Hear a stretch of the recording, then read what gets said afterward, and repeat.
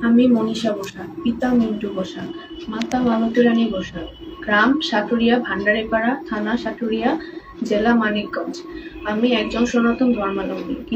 কিছু মাস পূর্বে আমি না বুঝে ভুল করে অন্য ধর্মের এক ছেলের সাথে একটি সম্পর্কে জড়িয়েছিলাম।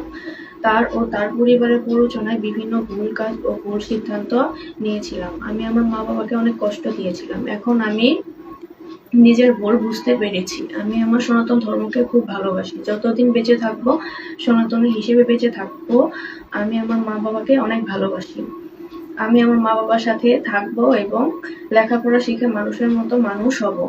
আমি আমি আর কখনো দ্বিতীয়বার এই ভুল করব না। উপরোক্ত কথাগুলো আমি আমার নিজ সম্মতিতে ও সজ্ঞানে প্রকাশ করলাম। কারো দ্বারা পরিচিত না হয়ে নিজ সম্মতিতে কথাগুলো বললাম। আর আমার ও আমার পরিবারের সম্পর্কে যারা বাজে মন্তব্য করছেন তারা সতর্ক হয়ে যান। পরিশেষে আমার একটাই কথা, আমি আমার মা-বাবার সাথে বাকিটা জীবন সুন্দরভাবে কাটাতে চাই।